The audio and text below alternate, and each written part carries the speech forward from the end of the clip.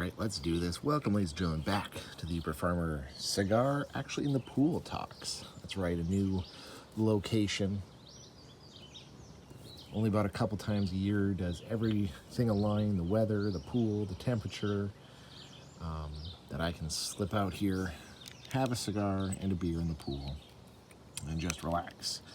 Just so happens, it's a Monday night, so I decided to record it. What are we smoking? What are we drinking?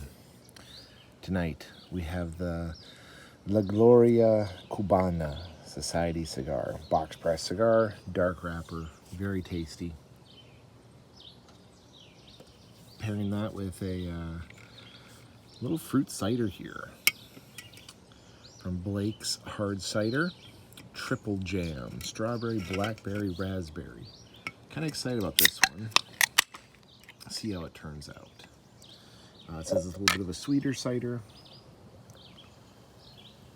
It's looking good. I just got a batch of my hard ciders are brewing up right now. Looks pretty good.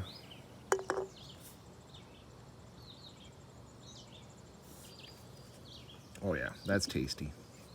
I can see myself drinking a few more of those. So what are we talking about tonight?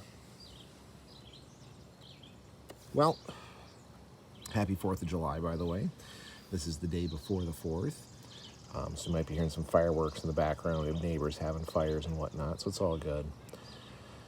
But we also passed June 30th. That was the date my paramedic's license was set to expire, and my paramedic's license expired. I know I had a whole video series about it. We're going to talk about that a little bit tonight. Now, technically, I have 2 months to finish my training, to finish my certification, and I should easily be able to, if I so choose, to finish my training so I can get my license back. Just a matter of a few more classes. And even if I was to let it go beyond that, I have about a year to still redo my continuing ed. It's just after 2 months, I officially cannot practice. They give you 2 months grace period. It's from old holdover law when they used to do everything by paper, and sometimes it would take up to 2 months to process someone's renewal.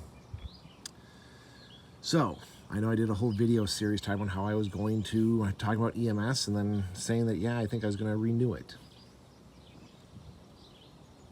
Well, a lot can happen in just a few short months.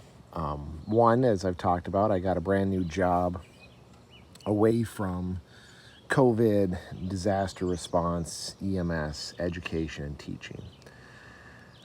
It's working with environmental health, still a little bit about community outreach, community education, which I'm loving. But it was kind of brought to my attention by homeschooling mama that maybe, just maybe, having my medic was a crutch.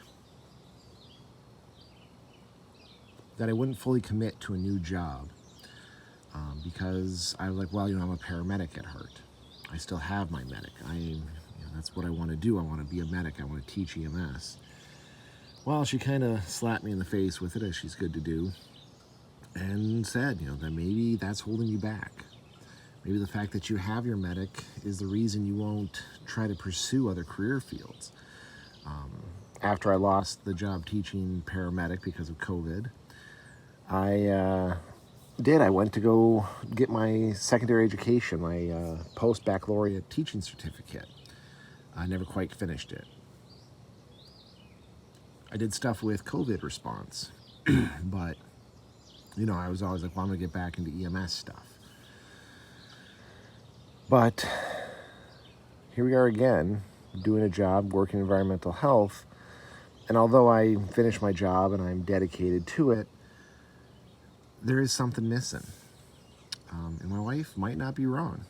Maybe it is because I have this idea that I'm supposed to be a medic, and having my paramedic is actually holding me back. Not to mention, I'm 100% sure I'm never going to get back on the rig. That lifestyle is not conducive for my family. And I don't think it's fair to them, to be completely honest. I can still do EMS education, of course, but the issue with that is that the field moves very, very fast. there's a part of me that feels hypocritical that I'm teaching people what to do in modern medicine when I haven't done pre-hospital medicine in about 5 years now. So it does seem a little hypocritical. So yeah, that's something I'm going to spend a little bit of time meditating on. I might just finish the training and come back in 60 days and tell you guys what I'm going to do. Because I don't know. There's a part of me that doesn't want to let it go. I struggled very hard to get and keep that license. I built up a reputation. I built up a name for myself. And I don't want to see that end. If I was to let my medic go, maybe one day I'd go get my EMT, but I doubt I'd re-get my medic. For those of you guys who don't know, EMS is one of the few healthcare licenses, unlike nursing, where once you are trained, licensed as a nurse, you can come back 5-10 years later and re-enter the nursing field. With medic, you have to restart all over. After that 1 year mark, you really do have to go right back to the beginning and start over. Sorry about that. Homeschooling mama decided to join me next to the pool because she's too chicken to get in the pool. It's cold. It's 80 degrees in this pool. I'm sweating sitting here. When it's bathwater, we'll talk. So anyway, like I was saying, officially as of June 30th, my license has lapsed. Unlike other healthcare professionals, or any other professional for that matter, usually once your license lapses, you normally just have to pay dues, do some credits, give your license back. EMS is one of them. After a year, you have to fully redo all your training all over again. So if in June 30th, 2024, June 29th, 2024, I don't submit all my paperwork on July 1st, again, 2024, I will have to redo everything. EMT, redo paramedic, redo my clinicals, redo my IC. I might even have to do 3 years on the rig before they'll let me re-get my IC, knowing the state. So it's a very tricky situation. Do I continue on and just don't let medic hold me back, as homeschool mama suggested, as I talked about earlier, since she's out here listening now? And I know she won't listen to my videos, so. That's not true. I tried. Yeah, once.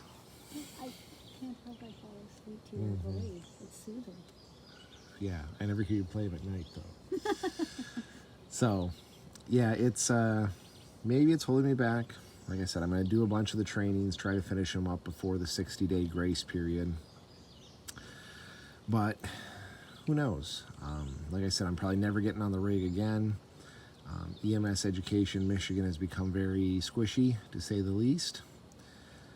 So, yeah, I don't know. It's one of those things where it's something I'll look at, reevaluate. Like I said, I did the whole video series when I was still, before I had my new job. And that's one of the reasons why I kind of decided not to get my license with this new job. I want to try and tilt into it. And homeschooling mama swears that it was holding me back.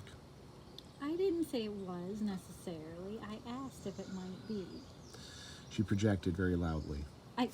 Very assertively, not loudly, assertively. I was going to say, I'm almost never loud. So, anyway, that's why I'm in the pool, can celebrate. I'm no longer technically a paramedic.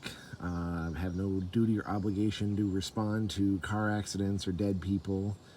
And according to the state of Michigan, all education I've had over the last 20 years is just sucked away once my license expires, so I must have forgotten it all. In their eyes, at least, because I have to redo the entire training if I go beyond that 1 year date. So, anyway, I'm going to go enjoy my wonderful cigar inside the pool. Like I said, it's very infrequent when I can do this. You know, usually I also try to pick a time when it's peaceful and quiet and no one disturbs me, but... I am sorry. Anyway, hope everyone's having a good one. Stay safe out there. We'll see you on the next one.